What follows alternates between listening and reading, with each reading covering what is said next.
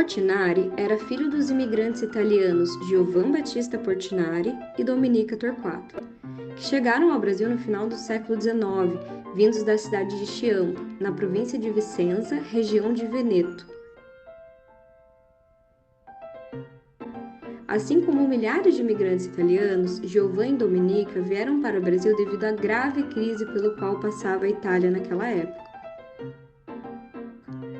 Sendo assim, as famílias de Giovan e Domenica atravessaram os mares Mediterrâneo e Atlântico e se dirigiram para a região de Ribeirão Preto, já considerada como capital do café. Se instalaram na cidade de Brodowski, ele com 13 anos, ela com 6.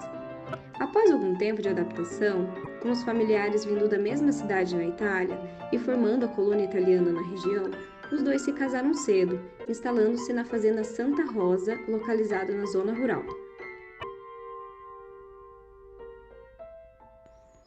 Nosso artista nasceu em 30 de dezembro de 1903 e recebeu o nome de Cândido. Quando nasceu, recebeu o apelido carinhoso de Candinho pela sua aparência franzina. Aos 6 anos, Cândido Portinari já começava a desenhar. Não concluiu o curso primário e, aos 14, participou da restauração da igreja de Brodowski. Com 15 anos, Portinari foi para o Rio de Janeiro e se instalou na casa de parentes. Ingressou no Liceu de Artes e Ofícios, mas a cidade grande não lhe fascinou e resolveu retornar para Brodowski. No entanto, aos 18, acabou retornando para o Rio de Janeiro e ingressou na Escola Nacional de Belas Artes. Em 1921, vendeu a tela Baile na Roça, que havia pintado assim que chegou à cidade.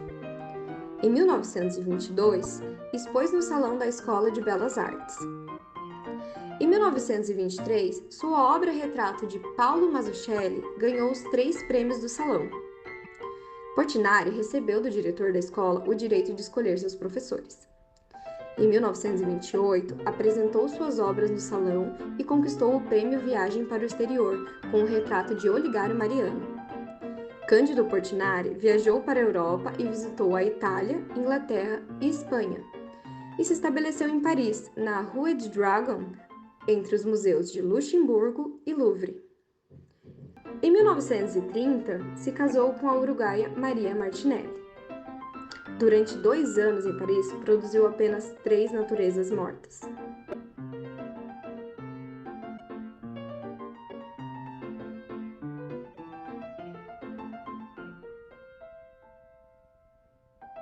Em 1931, voltou ao Rio de Janeiro e em 6 meses pintou 40 telas.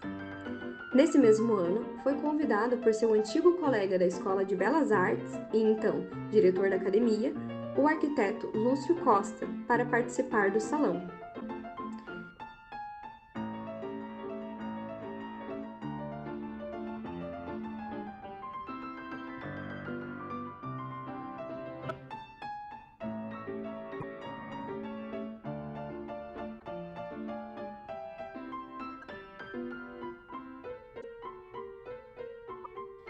Em 6 de fevereiro de 1962, Cândido Portinari morreu aos 58 anos, vítima de intoxicação em função das tintas que usava.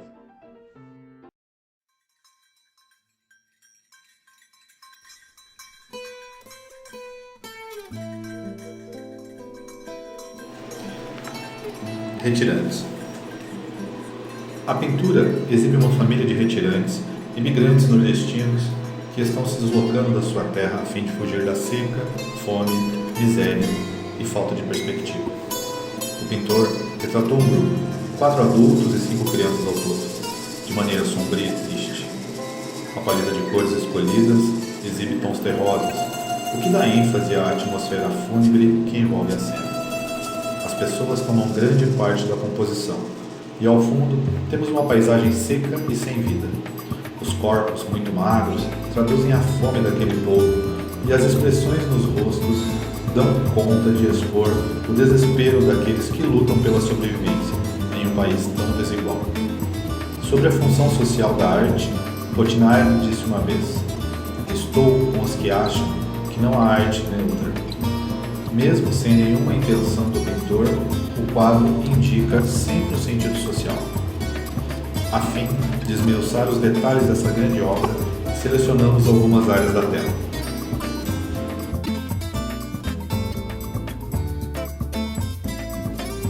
As crianças são personagens importantes na obra e estão inclusive em maioria.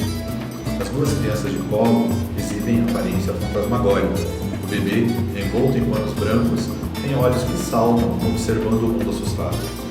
A outra, maior, está apoiada nas ancas da mãe e exibe uma estrutura raquítica com os ossos à mostra. Além disso, ela está nua, o que deixa ainda mais evidente a falta de recursos dessa família. Elas expõem também a alta taxa de natalidade da população carente brasileira. As famílias mais vulneráveis e menos instruídas acabam gerando mais filhos.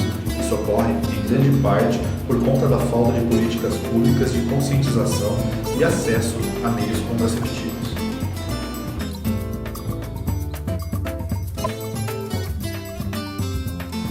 Outra triste realidade tratada na pintura é o alto índice de doenças a que essas pessoas estão expostas, sobretudo a população infantil.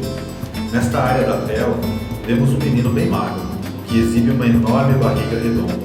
Essa característica é sintoma da esquistossomose, uma enfermidade muito comum entre os moradores da área rural que não têm acesso ao saneamento básico. Nas fases crônicas, a doença produz o aumento do abdômen, que gera o que chamamos de barriga d'água.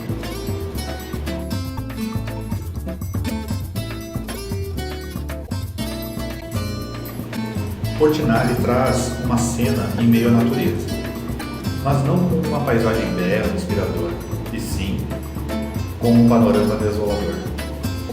Isso é notório por conta dos vários elementos, dentre eles os pássaros negros que sobrevoam a família. Percebe-se que essas aves são urubus, que costumam estar sempre em bando em busca de carcaças de animais. Aqui também há a presença de um homem idoso, com as barbas longas e o rosto marcado pela dureza da vida.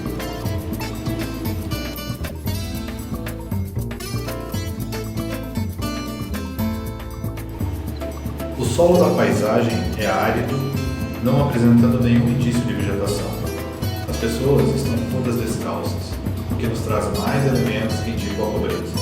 Traz também a reflexão sobre a dureza na jornada dos retirantes, tanto fisicamente como emocionalmente.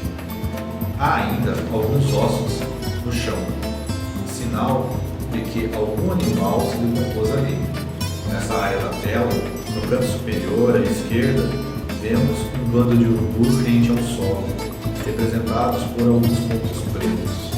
Esses pássaros estariam comendo restos de animais.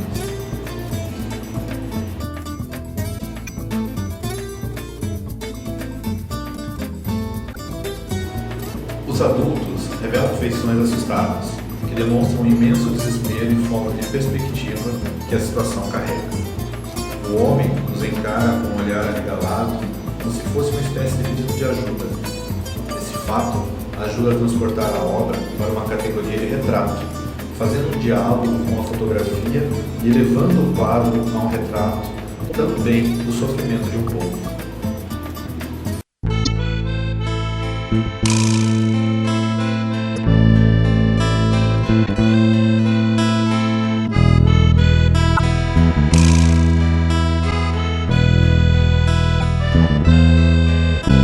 Quando olho pra minha terra, seu moço, me parte o coração, pois quem não morreu com a fome e a seca, hoje chora sem ter salvação. Crianças passando fome, seu moço, chorando desde menino. A única água que cai neste chão são lágrimas de nordestino. A única água que cai neste chão são lágrimas de nordestino.